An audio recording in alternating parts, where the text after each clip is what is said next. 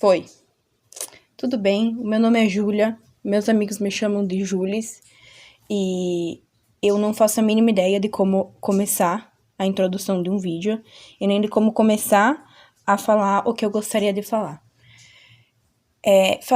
Faz muito tempo, eu acho que eu poderia dizer que faz mais de anos, no plural, que eu tenho interesse em gravar. Eu sou uma pessoa extremamente comunicativa, e eu tenho muito interesse em falar sobre assuntos que me agradam, como principalmente cinema, mas eu tenho dificuldade em encontrar pessoas que gostam de conversar sobre esse assunto comigo, então eu sugeri para alguns amigos eu gravar eu mesma falando e colocar no YouTube, porque o YouTube ele serve para isso, né?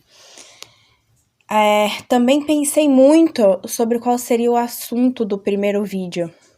Eu tinha muitas ideias em mente, ideias muito específicas, e eu resolvi ser um pouquinho menos específica, mas mesmo assim falar sobre algo que me atrai muito, que eu acho que vai atrair outras pessoas também, se eu elaborar um pouquinho mais sobre, que vai atrair o interesse de outras pessoas.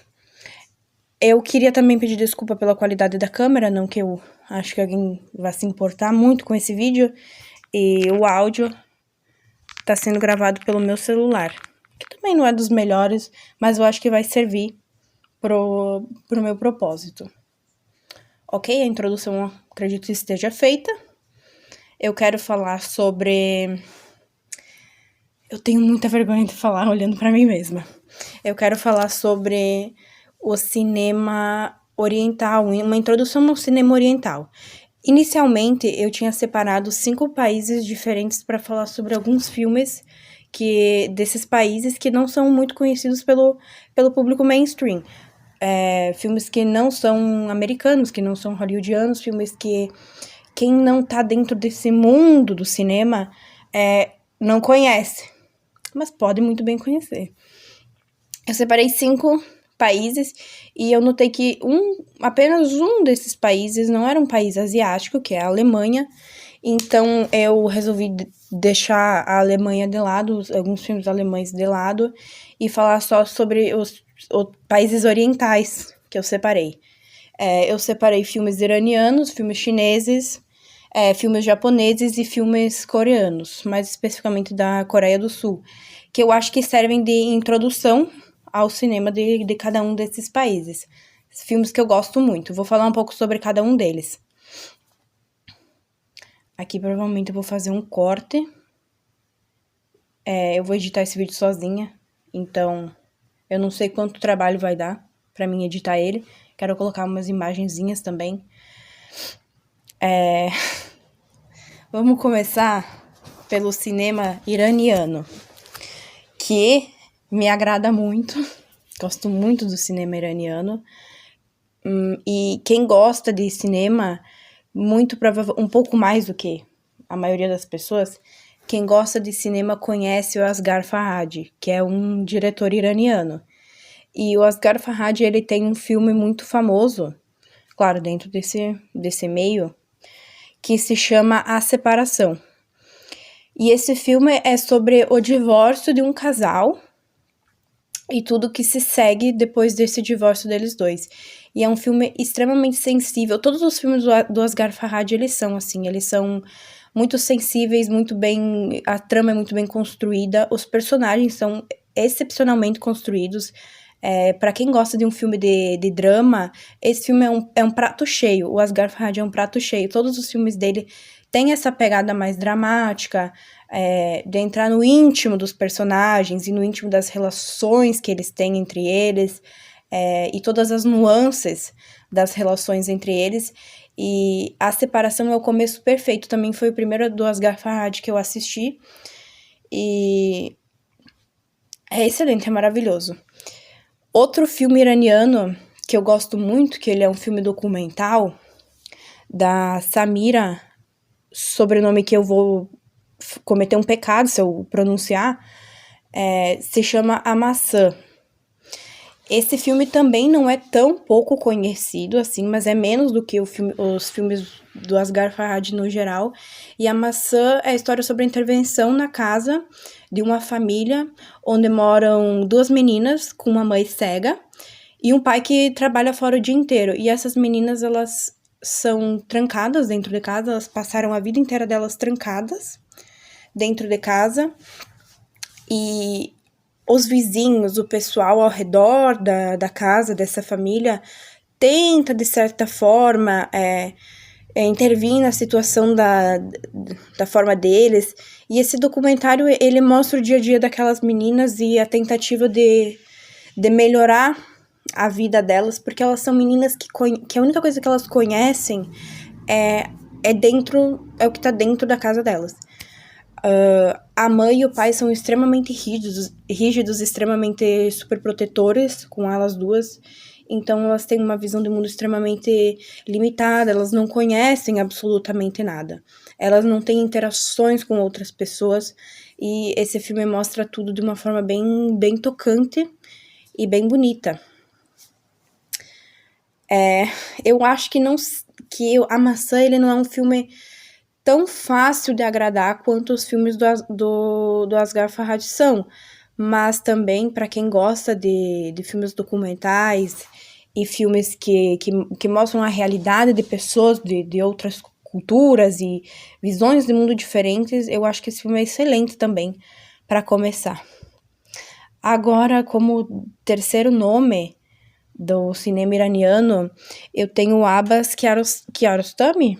Talvez eu não esteja pronunciando certo, provavelmente não, mas ele também é um nome bem conhecido do cinema iraniano, principalmente pelo filme Gosto de Cereja, que foi muito premiado. Eu não anotei Gosto de Cereja aqui porque não é o meu preferido dele, apesar de ser uma obra-prima, é um filme lindíssimo. Gosto de Cereja fala sobre depressão, sobre a vida, sobre o que faz valer a pena viver, é um filme lindíssimo. Só que ele não é de tanta fácil digestão como o que eu coloquei aqui, que é Close Up, que é mais fácil de agradar. E Close Up é sobre um homem pobre que finge ser um diretor de cinema famoso lá no Irã, que ele gosta muito, que ele é muito fã, ele é um homem que gosta muito de cinema. E ele finge ser esse diretor de cinema para uma outra família para conseguir dinheiro com a ideia, com a proposição de gravar um filme deles, com eles como atores. E o filme se passa durante o julgamento dele, ele contando a visão dele do que aconteceu e a família contando a versão deles do que aconteceu. Então, o final desse filme é um dos finais mais lindos que eu já assisti em toda a minha vida. É lindo, é mágico. Eu não vou contar o que é, obviamente. Gostaria que mais pessoas assistissem esse filme. Mas eu chorei horrores, é lindíssimo, é mágico. O Kiarostami, ele também tem outro filme que é bem conhecido, que é Where is the Friend House? Alguma coisa assim, eu me esqueci exatamente o título do filme, que é sobre um menino passeando, indo procurar o amigo dele. É um filme muito lindo também, toda a cinematografia dele é um convite. Esses são os filmes que eu separei do Irã. Agora eu vou falar sobre os filmes chineses. O cinema chinês é completamente diferente do cinema iraniano. Tem uma pegada completamente diferente. É bem difícil de agradar o público majoritário, eu acredito que seja um dos mais difíceis aqui dessa lista.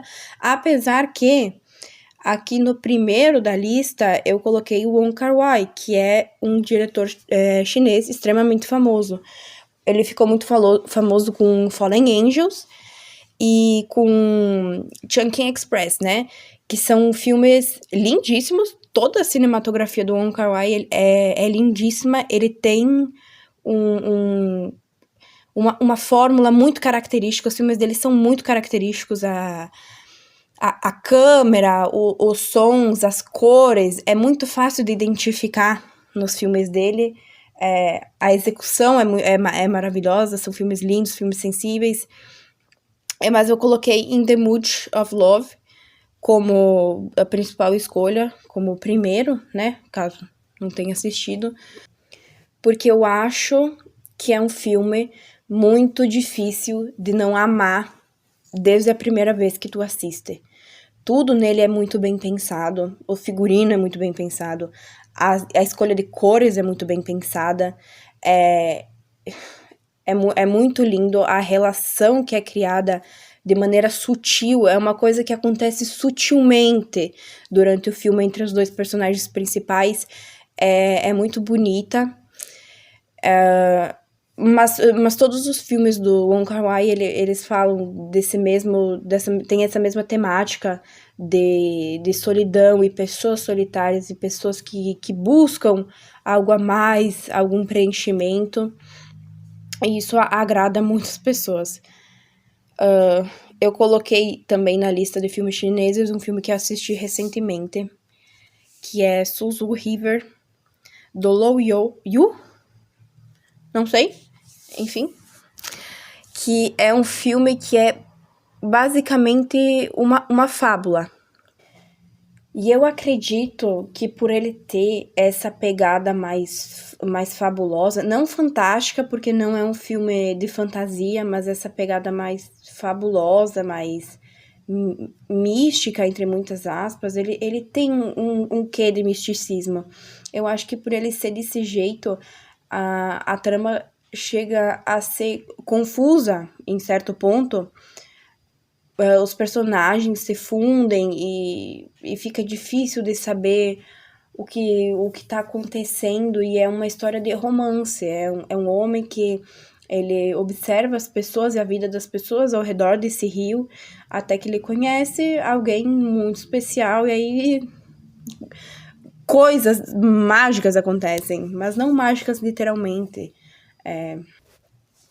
Enfim, é meu primeiro vídeo, eu tenho dificuldade em procurar as palavras que eu gostaria de utilizar para escrever certas coisas, mas eu acho que tá tudo bem, entendeu? Depois eu vou assistir esse vídeo e vou talvez me arrepender da maneira com que eu tenha falado de certas coisas que eu poderia falar muito melhor, mas é um início, não é?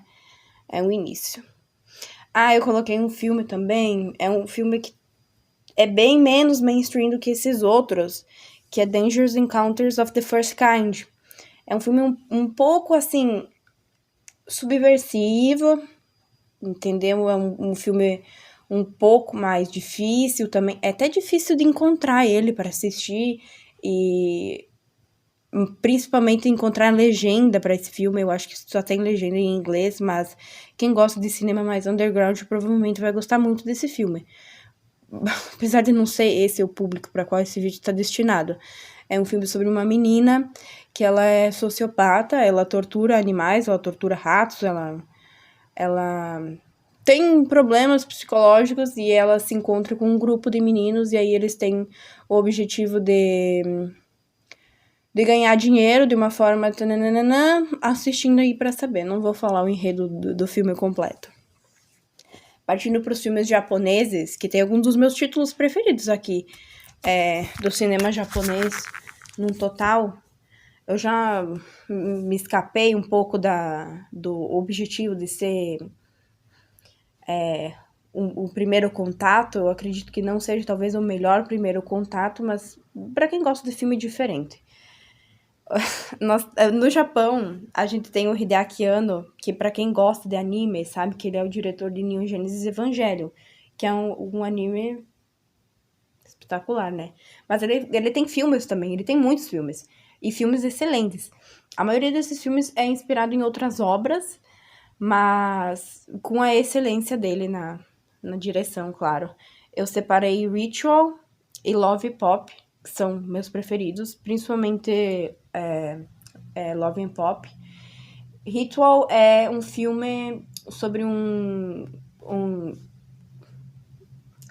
diretor, podemos dizer assim, eu não lembro se ele é um diretor ou se ele é um cara que filma coisas por aí, que conhece uma menina.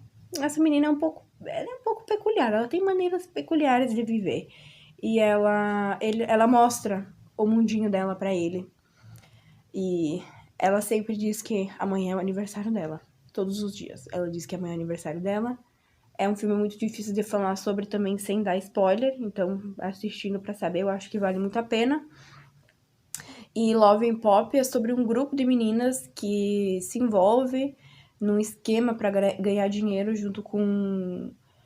E com encontros com homens mais velhos. Elas têm o objetivo de ganhar dinheiro e elas entram nesse esquema. É tudo muito início da tecnologia e Japão retrofuturista. É muito legal, é muito bonito esse filme. Eu gosto bastante, né? Eu vou repetir essa frase muitas vezes durante o vídeo.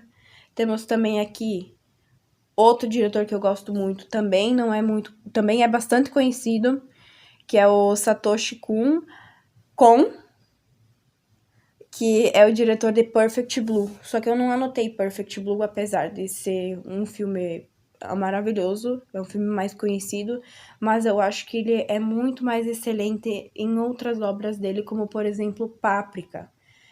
Páprica é um filme que chega a ser um pouco lynchiano. Eu acho que essa é a palavra que eu posso utilizar para descrever a forma com que ele é um filme em animação, mas a forma com que ele mistura e ele confunde o espectador entre a realidade e o que tá na mente. É muito legal, é muito maravilhosa e a trilha sonora combina perfeitamente. A trilha sonora original desse filme combina perfeitamente com ele. Eu acho que é sensacional, tanto que o Satoshi Kon, ele é um diretor de cinema que ele foi muito copiado pelo cinema americano. E é muito fácil de perceber isso, perceber as semelhanças dos filmes dele em obras americanas que foram lançadas muito posteriormente. Só que ele não é tão conhecido como os organizadores dos outros filmes. Então, é um diretor que vale muito a pena assistir. Eu coloquei também um diretor extremamente controverso, que tem muitos filmes. Muitos, muitos, muitos, muitos. Eu já perdi a conta de quantos filmes dele eu já assisti e nem sei se eu cheguei na metade, mas o Sion Sono. Acredito que o filme mais famoso dele seja Love Exposure, porque é um filme gigante, é um filme que tem 4 horas e tanto, talvez mais. É um filme muito, muito comprido e é um filme que acontecem muitas coisas e os personagens são muito caricatos. Não caricatos no sentido pejorativo, mas eles são caricatos de serem muito individuais e criativos. E eu adoro a construção de personagem desse filme, a construção de narrativa, eu adoro. Ele é quase um anime, assim, como é que é a palavra? Enfim, o Sion Sono, Love Exposure não é um filme controverso do Sion Sono. As obras mais controversas dele, acho que a principal obra controversa dele é Suicide Club, que também ficou muito famoso, sobre as meninas que se suicidaram juntas no metrô, e aí descobriram um esquema na internet delas. O Sion Sono gosta muito dessa temática de grupos anônimos na internet.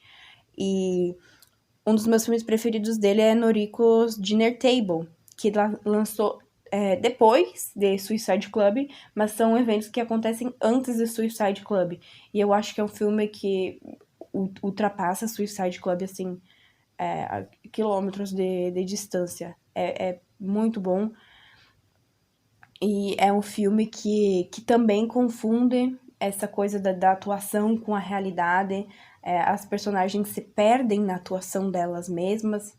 E isso é muito legal de se ver e combina muito com Suicide Club. Eu acredito que mesmo sendo um filme que tenha sido lançado posteriormente a Suicide Club, que se passe anteriormente a Suicide Club, que ele devia ser assistido depois de Suicide Club, assim como ele foi lançado depois. É muito mais fácil de entender certas coisas que estão acontecendo e de entender as personagens principais e por que elas fazem o que elas fazem. Eu já tô gastando muito tempo, então eu vou poupar um pouco do enredo de cada filme, eu acho. Ah, filmes da Coreia do Sul, eu tenho o nome mais famoso da Coreia do Sul, assim, no cinema. Eu acredito que seja o Park Chan-wook, né? Também tem o diretor de Parasita, mas eu resolvi não falar dele, porque, enfim, o Park Chan-wook foi o diretor de Old Boy, da trilogia da Vingança. Todos os filmes dele são de uma excelência absurda. Tudo nos filmes dele tudo nos filmes dele é muito bem colocado, é muito bem, é muito estratégico. O filme assim, um círculo perfeito, entendeu? Tudo se conecta muito bem. Todos os filmes dele. É muito difícil até escolher qual filme dele seria um bom início. Eu acho que Old Boy, né? Que foi um filme que agradou mais o público ao redor do mundo. Mas tem também o filme dele que é de vampiro, que eu me esqueci o nome, eu acho que é o meu filme favorito dele. E também tem o filme que eu acho inacreditável ter sido dirigido por um homem, que é A Criada. É um romance, eu acho que é o romance lésbico mais bonito que eu já assisti em toda a minha vida. A trama é surreal, os plots desse filme são surreais, assim como todos do Sean-wook. Eu acho que ele é conhecido por isso mesmo, por ele ter plots, twists no meio da história que é impossível não ficar com o queixo aqui embaixo. E A Criada foi o primeiro filme dele que eu assisti e me surpreendeu de um jeito inacreditável. Eu acho que até pra quem não é mulher ou não tem interesse por filmes com romance romântico, cujo tema principal seja o romance de dois personagens, esse filme é perfeito de qualquer forma. Também nos filmes da Coreia do Sul, eu coloquei um que eu assisti recentemente. Ele é um filme recente também, mas ele me surpreendeu muito, porque com o passar do tempo, tu cria uma certa. Tu fica calejado, de certa forma, em relação a filmes de terror. E o filme é A Medium. Nossa, por que eu coloquei aqui na Coreia do Sul? Esse filme é tailandês. Esse filme é tailandês. Enfim, ok, tudo bem. Foi um erro aqui na minha hora de escrever, mas esse filme é tailandês. É um filme de terror tailandês sobre um vilarejo lá e a sobrinha de uma xamã que herdeu o dom de contato com uma entidade. Talvez eu esteja falando nomes que eu não devia, como entidade, talvez não seja uma entidade, seja uma deusa, enfim. A sobrinha dela começa a demonstrar sintomas de possessão. E eles acreditam que seja essa entidade a qual a tia dela, a irmã da mãe da menina que está sendo possuída, tenha recebido, que a entidade esteja passando da tia para a sobrinha. Só que eles começam a perceber que parece que não é a mesma entidade. E esse filme esse é um terror excelente para quem quer sentir bastante medo e também quem quer fugir um pouquinho do óbvio na hora de escolher um filme de terror. É uma boa pedida. Voltando para a Coreia do Sul, a gente tem A Tale of Two Sisters, também acho que é um filme que é relativamente conhecido, que é sobre duas irmãs que passaram que ficaram um tempo num hospital psiquiátrico, né? Porque elas perderam a mãe cometeu suicídio, elas voltam para casa junto com o pai e a madrasta, morar no interior, e aí todo mundo na casa tem uma relação meio esquisita. Muita coisa estranha acontece, principalmente por parte dessa madrasta. E não vou falar muito mais que isso. Eu acho que tá o suficiente. Esse foi o vídeo. eu falei quase tudo que eu gostaria de falar. Talvez eu me lembre daqui 2 horas, eu me lembre de coisas que eu gostaria de ter falado e que eu não lembrei. E se tudo der certo, eu gostaria de gravar outros vídeos sobre cinemas de outros lugares do mundo, sobre talvez assuntos mais específicos, movimentos cinematográficos, enfim. Enfim, eu acredito que eu falei o suficiente sobre todas as obras que eu tinha separado aqui. Nenhuma delas é muito antiga ou muito difícil de ser encontrada, além de Dangerous Encounters. Então, eu acho que facilita muito para agradar quem está começando a assistir filmes de outros países que não são filmes que a gente tem o costume de assistir no dia a dia, que não são filmes que tem na Netflix. Eu acho que é mais fácil de começar por eles. Mas, se alguém quiser, se uma pessoa quiser que eu fale sobre filmes antigos de outros lugares do mundo que não a antiga Hollywood, mas posso falar da antiga Hollywood também, apesar que eu acho que tem gente suficiente falando da antiga Hollywood no YouTube, e eu gostaria de falar sobre assuntos dentro do cinema que não são tão falados. Enfim, é isso.